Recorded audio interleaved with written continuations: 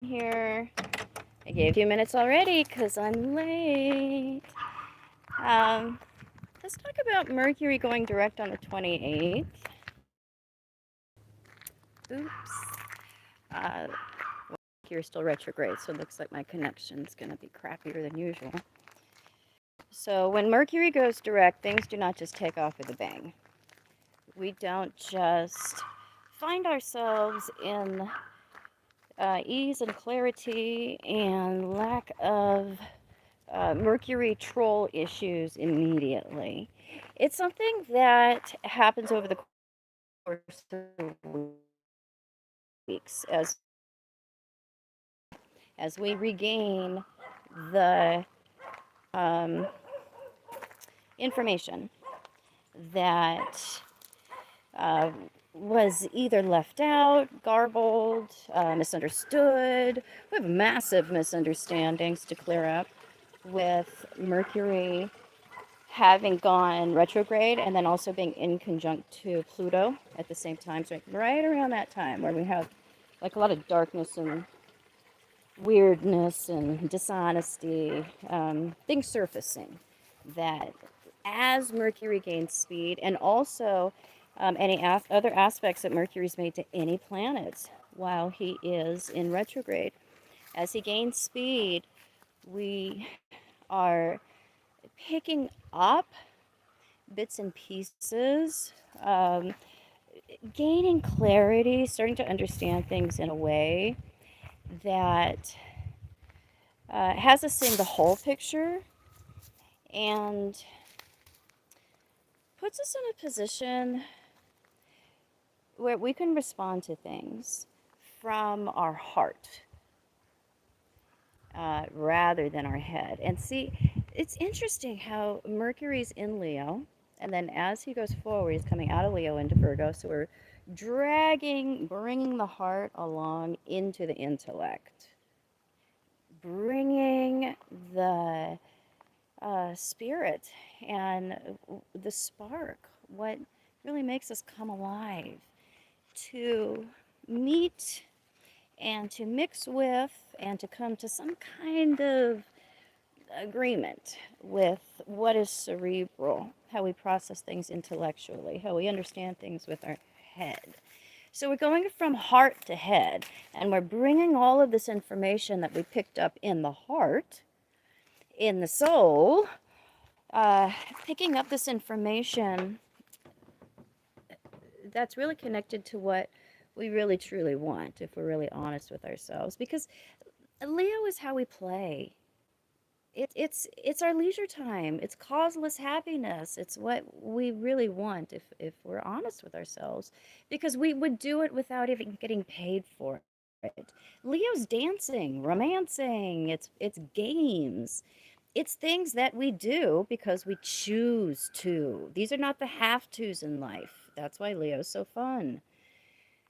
So we're bringing information related to what we know that we want, things that are not have tos, things that are want tos, things that we choose, things that we would do anyway if all options were on the table. Bringing that into the head, what we think we should have, how we think, how we segment things and analyze things. And so it's very interesting that we're coming from dealing with our head, backing up into the heart, picking up those bits and pieces, things related to what really warms us, what we really choose.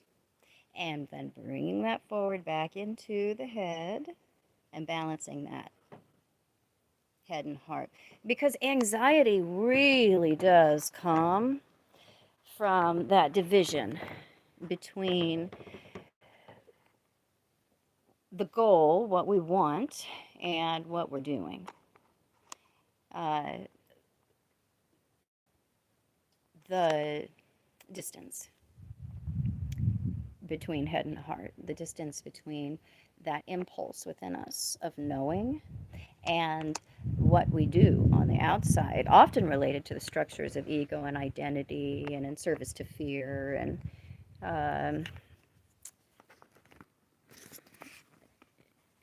dealing with parts of our personality where we may be lacking preparation. That's what hard aspects are really talking about in general, where we lack preparation. We have to go back and reparent ourselves or gain something or rebuild something or sometimes build from the ground up, especially if it's in conjunction that we're dealing with. We didn't gain the kind of footing or the kind of resources or abilities that we really deserved and needed. And now that we are adults, we really have to connect the dots related to what I want and what I'm doing. And how can we get ourselves on board with the desires of our heart? Alrighty, so it takes some questions. I am having today's my peak in my progress chart with transiting South Node to Pluto. Exactly to the second. Yesterday was awful when it came to the day of purging. Last week was beautiful, and I'm going to go back and forth here like a musical note for a little while. That happens when you have a really, really intense energetic surges or kundalini awakenings. It's a period of adjustment there where we're coming into balance. So there's a lot of us, Pluto or natal Pluto in Libra, and we have the South Node right now coming past that, and it just sucks all the karma out. It drains so much of that generational wounding and everything that keeps you tethered to the deepest stories that we have related to resentments, fear, control issues, trauma, Pluto stuff. So, yeah, if you've got Pluto in Libra, look for the South Node because it's a very interesting lancing of a lot of our wounding. All right, so let's see what we've got here.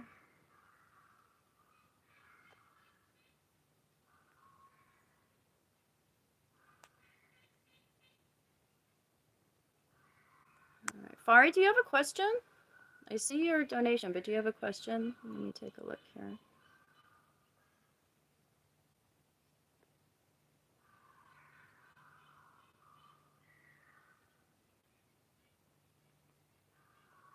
Oh, will you tell me about Virgo? Man. Okay, so Virgo is a more modest sign.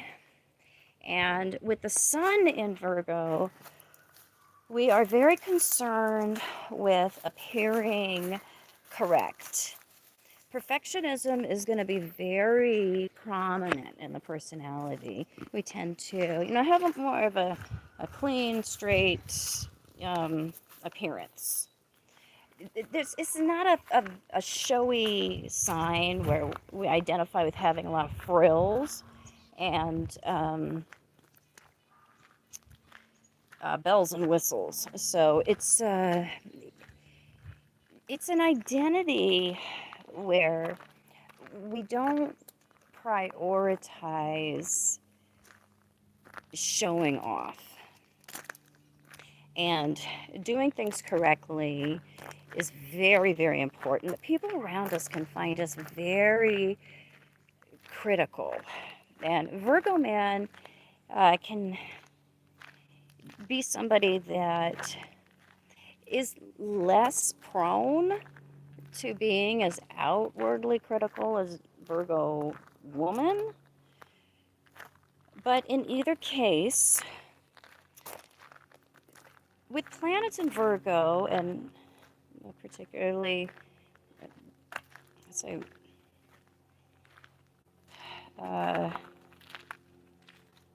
moon or sun. Uh,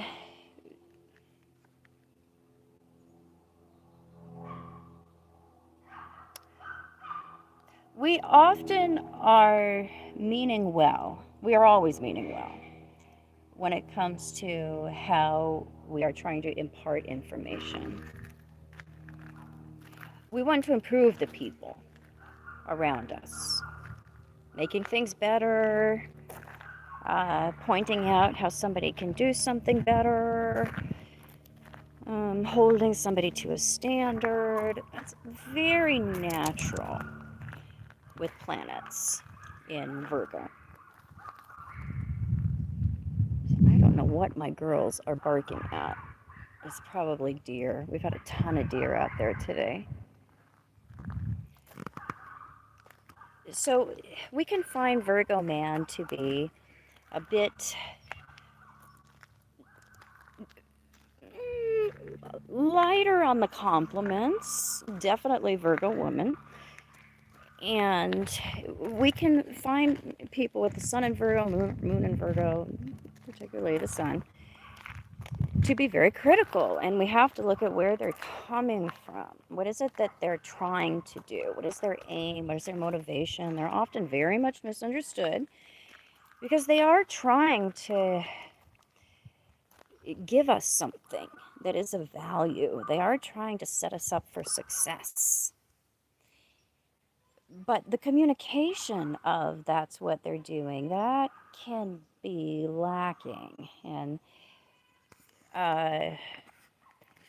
it's not uncommon for us to develop a bit of a complex when we're raised by people that have a lot of Virgo energy in them and Virgo planets, because we always feel like it's never good enough. And so the sun in Virgo actually is not a proud sign. It's not a proud expression of the sun. And in itself, and it does come after Leo, it's a semi-sextile sign to the sun. Yeah, in itself, the sun does not shine brightly in the sign of Virgo. And so we have to really understand that it is not a loose, natural, free expression that the sun has. It's very uptight. It becomes very anal retentive in Virgo. And we have to make some extra efforts to draw people out that have planets or significant placements in Virgo, because they are so afraid of the possibility of embarrassment or criticism themselves that they can very much edit themselves, mute themselves. So we have to make a safe place for them and gently clap back when we feel that they've had too much to say in terms of what we should be doing. But they do mean well. So thank you for your question, sweetie. What does it mean to have, let's see, Erica, what does it mean to have Mercury in the Saturn-Pluto midpoint in the natal chart? Okay, so Saturn and Pluto, the midpoint is Mercury. Mercury is the expression. And I only have 15% battery left, so we're going to have to go grab a charger and plug in somewhere here. So Mercury is the fountain that Saturn and Pluto express from. So you have to look at it like an elbow when you have a midpoint. So Saturn is the shoulder, Pluto is the hand, and the elbow is Mercury. So what is the quality of the elbow there? And because it's not an inverse midpoint, it's a midpoint, the energy flows out. So Saturn and Pluto, that is a real force to be reckoned with when you combine those two bad boys. because both of them are very apt to get what they want. They're very driven. They have a very cold side, a very structured side. We can get some very dominating patterns when we have those two in any aspect to each other.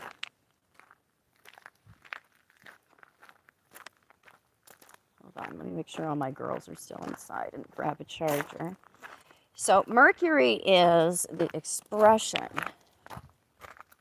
that those are coming through.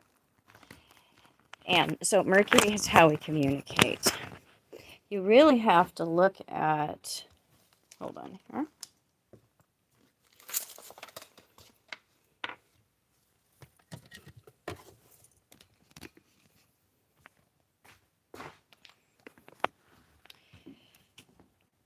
How Mercury is speaking for,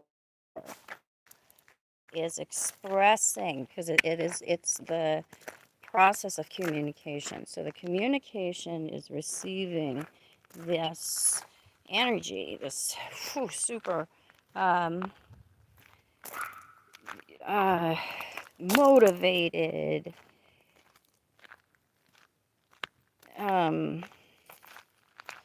what's the word? Materialistic, even.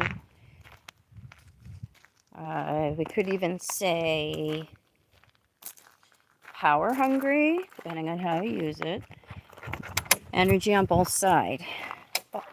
And then that is affecting the quality of and the type of communication and the motivation behind the communication. So that's a lot of force, potentially, and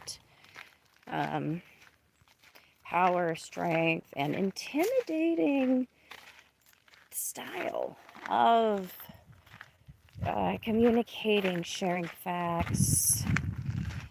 So depending on what it is that you do, or what it is that you want to achieve, that, could be one that just naturally lends itself a great deal of kind of intimidating energy that can very much command respect. But in other situations, it's going to be something that you may want to have a lot of awareness about, because that can be such a intimidating force that it can actually get in the way of communion, because we can come off as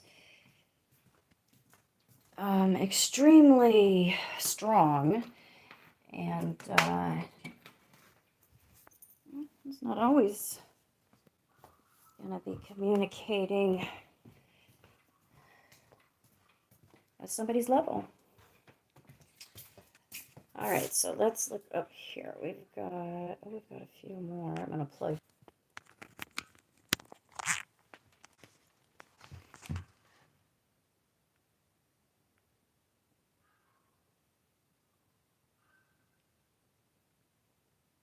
Okay, Anya. Man's Juno conjunct woman's Venus, and woman's Juno conjunct man's moon. Both of those are fine. Nothing to complain about there with either one of those. Asteroids are not going to make or break the relationship. Both of those are fine. I'll stand you up here. I'm not sure if I can. Both of those are fine combinations to have. Yeah, Juno Venus, great, domestic pairing. Juno, yeah, either one of those are fine. So I just don't think there's anything to complain about there. Juno is very much our behavior in domestic life. I call it the asteroid of the rolling pin. It's not about romance. It's about how we function in, day-to-day relationships where, the bloom may be off the rose because we've been living together for a while, and now we know each other. And those hard aspects to Juno can show up as feeling a certain lack of, sorry, I'm trying to set this up here. Hold on. There.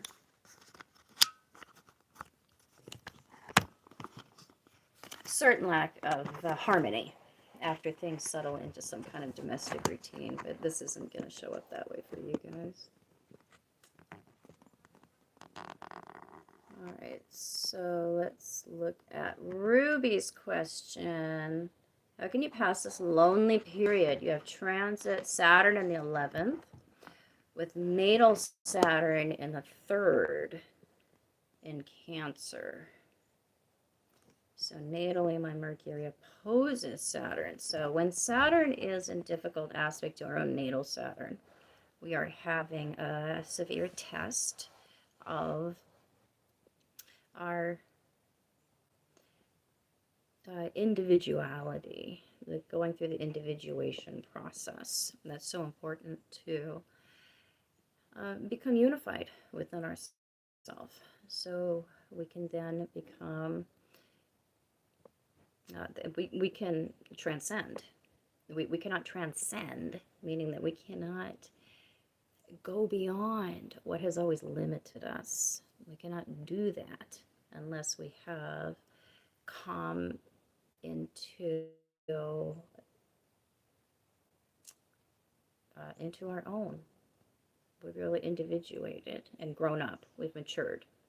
And then at that point, we can get beyond those extremely limiting glass ceilings that have kept us from advancing. So that's what we're working on there, and it does feel like a crunch. Saturn in the 11th, though, is one of the better places to have it. Saturn in the 12th is horrible, so it may be making other good aspects to other planets, so don't get too bent out of shape about that. But anything in the 12th is in a period of darkness. It's darkest before the dawn. And we have to hang on and have faith that, you know, it's a temporary period. Hold on here.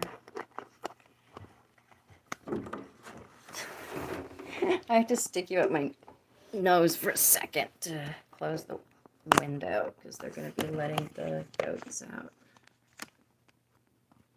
Oh my God.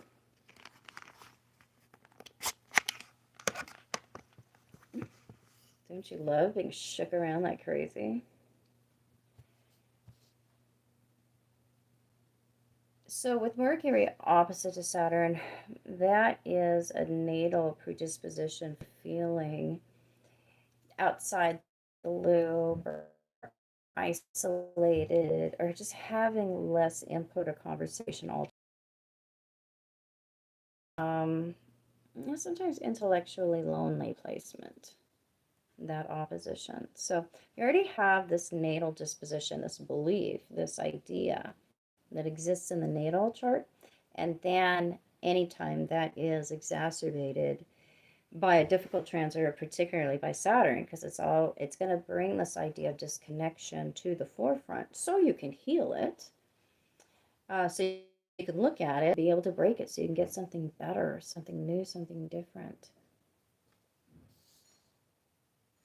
So keep going, ever. I would say that through hard Saturn transits, that a multitude of hard influences, or one extremely or two extremely hard influences, and it really does feel like life has hit the brakes, or like we've been put into a blender.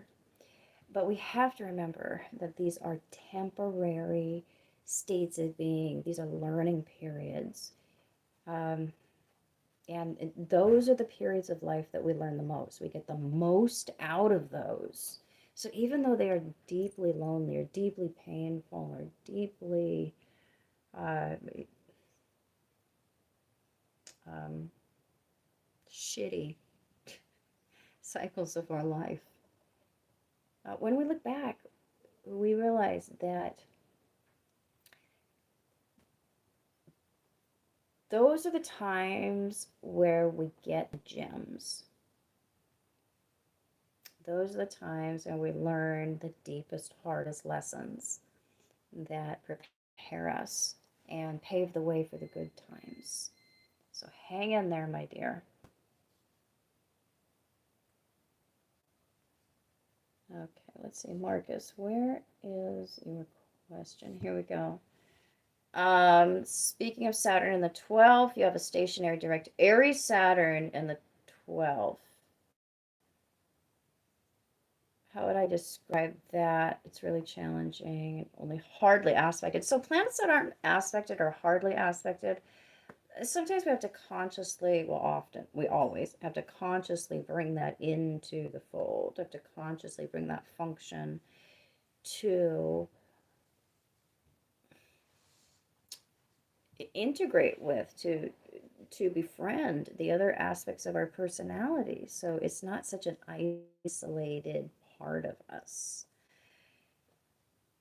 And whenever we have a planet in the natal chart that's stationary direct or stationary retrograde, it's almost at a standstill or at a standstill. So it has this extremely focused power that other planets in our chart will not have. And when we are in those periods, when we're experiencing a stationary direct or stationary retrograde the transit, we can absolutely feel those days more than others, even if it's an outer planet transit. So it has a lot of power in your personality. And Saturn is in Aries and in the 12th and not well aspected. That's a lot of layers of difficulty when it comes to the long outlook, long planning, planting a tree and having the patience to let it grow over a 30-year time into something mature. You can really look at the results of your hard work. We have a hard time knuckling down with Saturn in Aries, and we have a hard time with achieving a sense of direction or purpose with it in the 12th house. So those are a couple of difficult lessons or hurdles that you have to get through when it comes to the style and the certain triggers, the certain locations, the certain places that the Saturn will play out for you. But all of us, well, most of us, have at least some planets in challenging houses and signs. It's nice if you can get everything in its rightful sign, in its rightful house, but most of us are not going to be that lucky.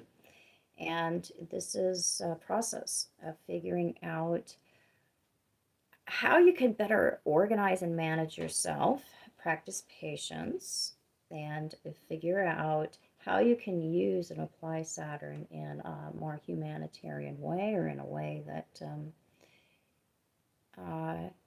solves social issues or is in a place of service. Let's see. Anya, what about vertex conjunct another person's IC? So the vertex, we do not know what the vertex is going to do. The vertex is best looked at in hindsight. When we've had something remarkable happen or something, the fulfillment of a karmic agreement or a soul contract or something that was significant in our life, we can often look at the vertex and see that, oh, okay, yeah, that makes sense. But it is completely unpredictable because we don't know what is going to light up at the vertex. But if this is a thing, and in Synastry, we look at the vertex as a point of incoming agreements or contracts. And that is in conjunction with someone's IC. So we would see an agreement or a contract or some kind of soul fulfillment that is related to family life or intimacy, the matters of the fourth house, maybe creating stability or family relationship for the IC person. Yeah.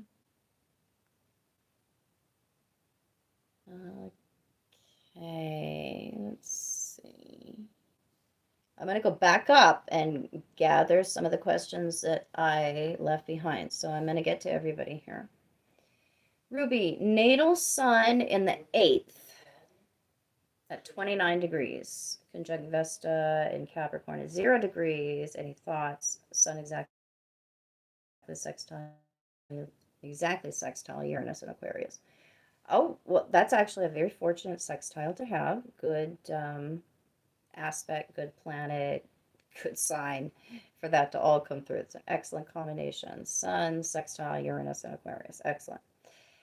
But natal sun in the 8th, that can be difficult. We are going to experience our emotional life more in the context of what's passionate, what might be tragic, the area of life where we can experience more suffering. It does indicate emotional depth or the way that our natal moon is aspected, what it does, how it behaves, that's going to be triggered in the context of depth. And if it's suited to that depth connection, no problem. If it's not suited to that, if we have more of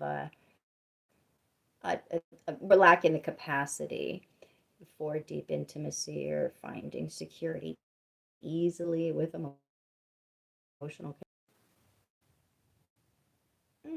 Are we back? I didn't realize that we were not. So we can be experiencing more repetitive unconscious patterns when we have planets in water houses, 4th, 8th, 12th. And we need to have a major epiphany related to how we might be soothing ourselves by looking for situations or conditions, relationships, people that offer us passion or intensity rather than peace, rather than soothe our nervous system. We find them to be more upsetting. It's an addictive placement to have Venus or the moon in the 8th.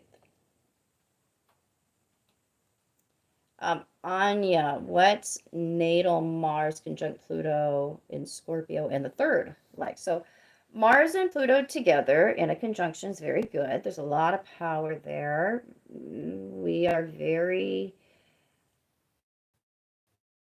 our desire nature is extremely strong with that conjunction. Sun Pluto, Sun Mars, Mars Pluto. Those combinations are desire nature, our sexual nature, our libido is extremely, extremely strong.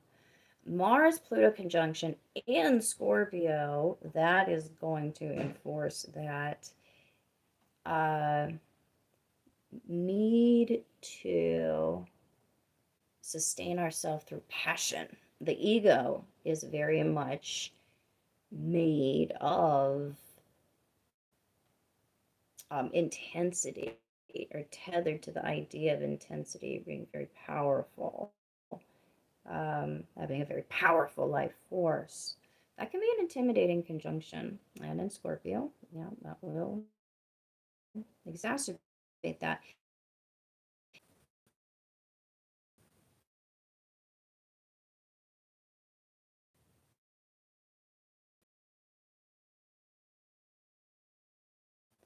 And in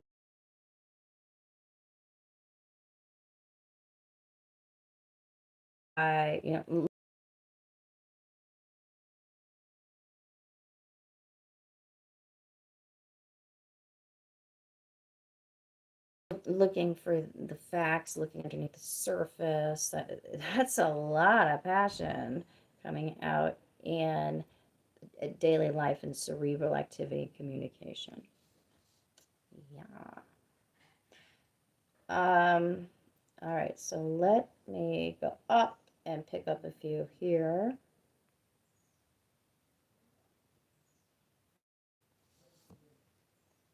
Charlotte, with Saturn in the 12th square Neptune.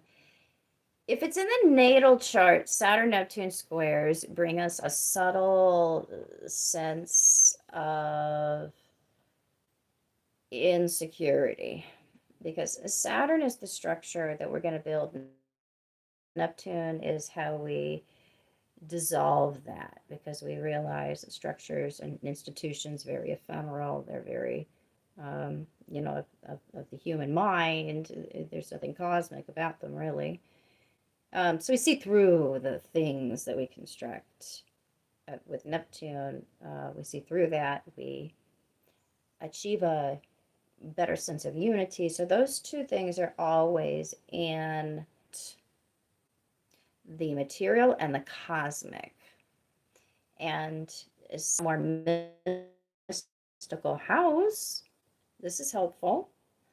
It the or the the voice within you that says, I'm right, I have empirical evidence. Well, where is that occurring? In the spiritual. So that's a better place for Saturn. It's in, if Saturn is also in a water sign, then it will also increase the chances that the mature fuddy-duddy know-it-all part of you, probably does have that abject conflict between empirical evidence and what can be seen in the physical world. God damn it! And I know it's in my heart. I can feel it in my soul. If I follow my dream, it will come true. All the things of Neptune. That is the greater reality, if you really understand how reality works. Neptune is the greater reality. It is imagination, is that, because Neptune is the seed before. It's the seed before the seed. It's the closing out of the old cycle before you have so everything is there. Everything is imprinted. You have the design. It's all coming in, but what hasn't come in? The seed coat. That physical barrier in Aries and in the first house. And that's the apparent, what it apparently is, but it was there. It was actually developed in that stage of Neptune, or in the 12th house. So there's more of a understanding of that with Neptune, and a more esoteric condition here, and that's helpful. It doesn't put you in that position where you're in such a cognitive bind, because you can feel that there is something more real, but the part of yourself that's so skeptical just won't let you believe it. So it's this constant feeling of belief versus pessimism, and we don't really know what's real with that square. Let's see, Ari, what about composite vertex conjunct ascendant? So I don't look at the vertex in composite charts very much, so I can't tell you what I've seen based on evidence or based on volume, but I can give you my opinion. So that's our combined soul contract, or where we will experience incoming events, people, partners, places, things that are going to, where we're going to engage in some kind of preordained or predestined agreement. And that doesn't mean it's forever. A lot of times agreements or soul contracts, we just have them for a time. They're not binding forever. We're just, coming into each other's lives for a very specific purpose, or a very specific time frame. And this case, it's composite vertex conjunct descendant. So whatever it is that we would consider fated, or the contract, the marriage contract, the relationship contract, that's very binding. I mean, do the math with that one. The descendant is the combined relationship, and the vertex is what we consider, to be a fated completion of something, or fated involvement. So, if it is a thing, and I haven't seen it enough to say that it is, it sounds pretty good to me. I would keep an eye on that one.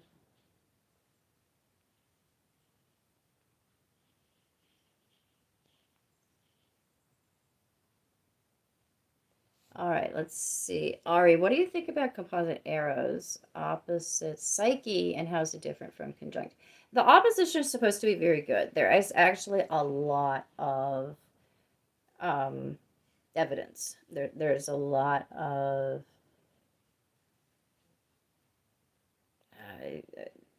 we've looked at that a lot over the course of time. The combinations between Eros and Psyche. The opposition does seem to be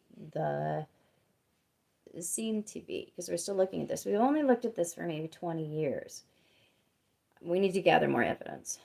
But that does seem to be a very good relationship between those two, because there is a natural balance that had to happen there anyway between Eros and Psyche, and we have the maximum possibility of perfect balance with the opposition.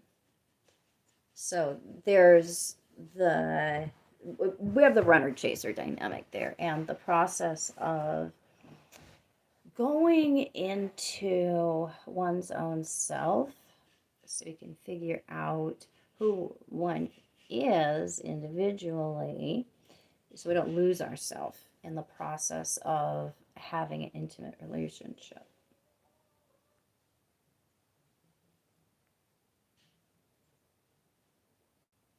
Okay, Charlotte. What gives progressed Sun, conjunct Moon, and Mars? Wait, what?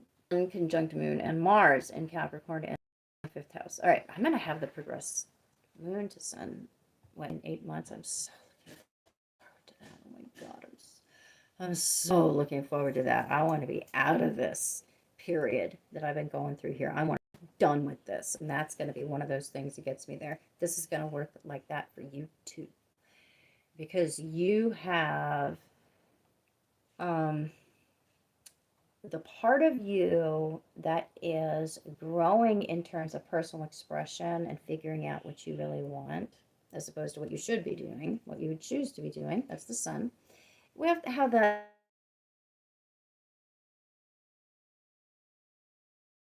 your natal conditioning and your comfort zone. So there is a unity that happens here, beautiful integration here of male and female, or polar opposite forces, or the outer and the inner. When we have this conjunction, it's awesome. All of us get the progressive moon to the Sun every 27 or 28 years or so.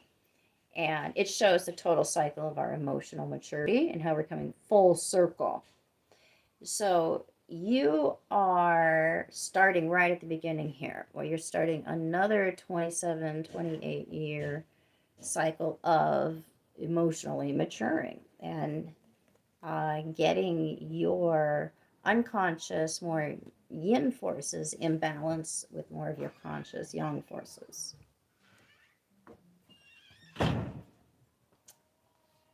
And that is also conjunct Mars in Capricorn. All right, so there's some control there in Capricorn, at least. But Sun conjunct Moon and Mars. So it's not just unity, it's passion. It's another cycle of passion and how you will use your charm to get what you want, how you hunt. The rebirth of life force or libido will come with that. It is happening in the 5th house, which is a fine area of life for this to be happening in. Because if you do have that, and hopefully you will have that reconnection to heart and what you really want. You won't just be operating on karmic patterns or out of boredom or because, it's too hard to get things that you really deserve. Just settle. Just settle. If we're doing that, when we have this come around, it's going to make it really hard to not respond to that inner passion that really wants you to wake up and respond to that impulse to go after what you really want. Mars there, so it's going to stir the passions in a good way.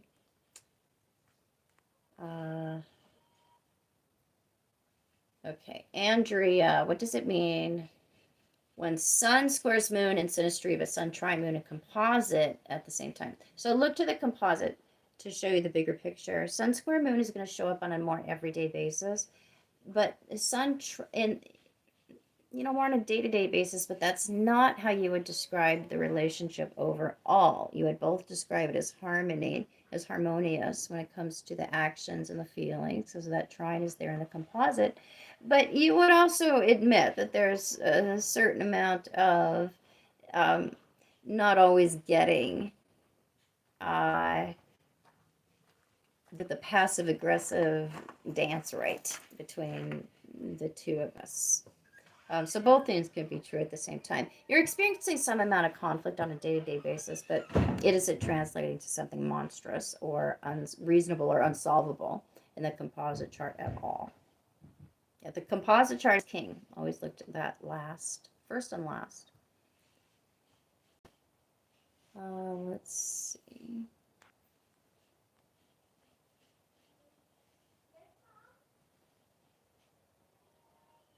Lindsay, how does composite Sagittarius Moon in the 11th conjunct composite Saturn, Uranus, and Neptune play out?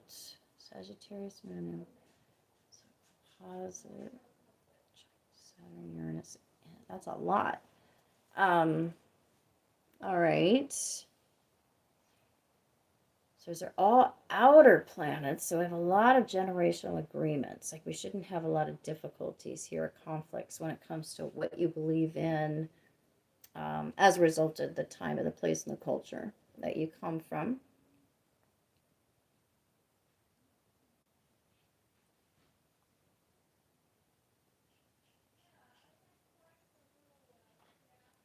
These are all conjunctions.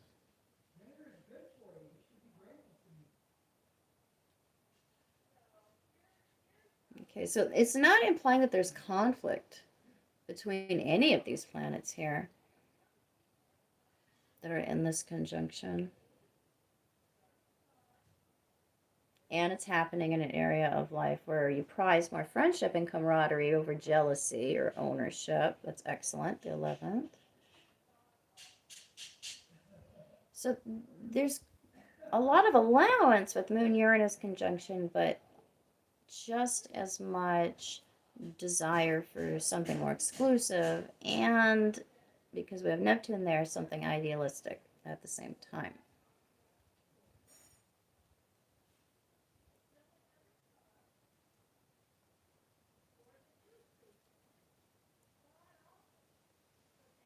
So that's going to soften a lot of that heaviness there with Moon-Saturn conjunction. There's also a lot of sweetness and a lot of romance that's going to come up in with that. It actually doesn't imply falling from grace,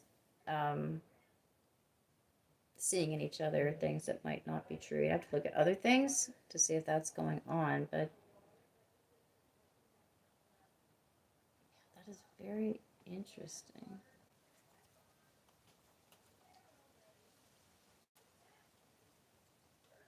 Yeah, I wonder how close those orbs are. Moon Neptune can be a little funny in terms of definitely obscuring the truth of things. But we have Saturn there, and Saturn brings a facing the facts kind of energy. So that's all probably fine.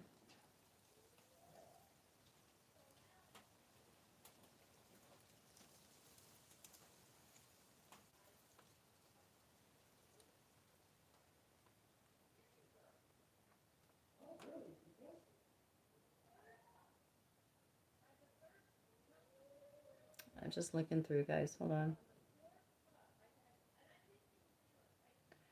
Composite vertex conjunct descendant. I think I talked about that one. I thought it said ascendant. I see. Saturn. Hold on, I'm just going down the list here. Venus square north node in Synastry, but Venus true north node composite trine. All right, so there's a bit of a balance that's going to happen there in the day-to-day, but it isn't something that in the big scope of things is a big deal at all. The trine and the composite, that's describing how you would both go to the therapist and what you would say. That's what the composite is describing. So there's not a problem there with our mutual direction.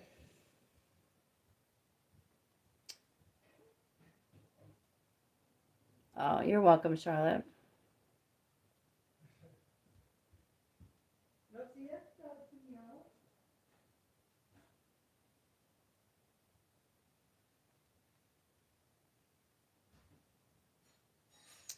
And I will have my brother look at my website. I have a couple, that's really backed up right now. Just be patient. I'll get to you maybe today or tomorrow. You're not the only one who's complaining. Lindsay, question regarding composite you share with a friend. You're close in age, 6 months apart. Sorry. About 6 months apart. So yeah, ask me. What is the question? Lilith conjunct Priapus and Synastry. I haven't seen that. Lilith is probably gonna beat the crap out of most other asteroids that she's in contact with if they don't behave. Lilith is again, let's just assume that Lilith has the upper hand. Okay.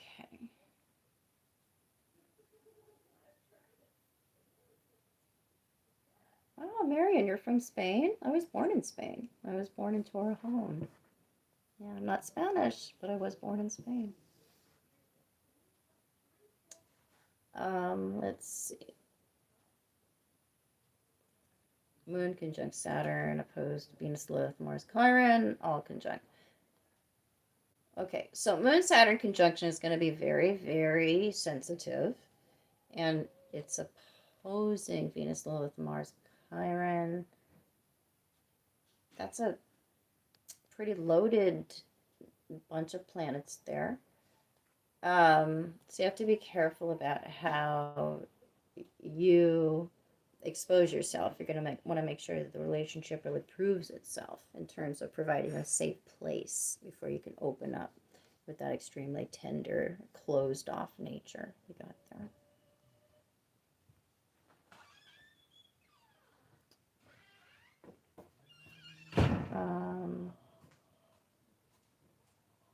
Composite chart, Marion. Oh, okay. That's different. Moon Saturn conjunction, fine, very stabilizing in the composite chart, opposite to Venus, Lilith, Mars. It's the Mars that's going to be interesting. That's passion opposed to that's passion impulse opposed to sameness and tradition. So we're going to have to find a balance there between our expectation and our knee-jerk reactions, or what we plan and then what we actually jump out of the chair and do.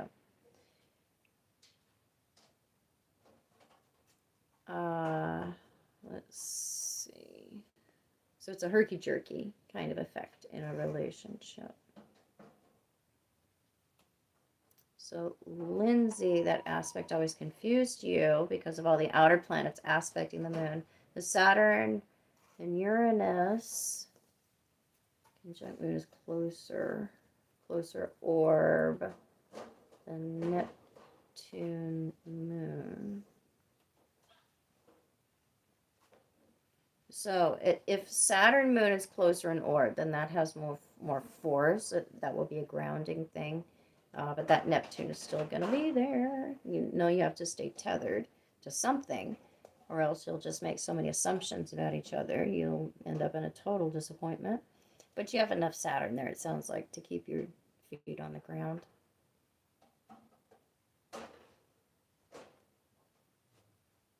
All right, guys, I'm going to wrap up. I don't think I missed anybody. I think I got everybody.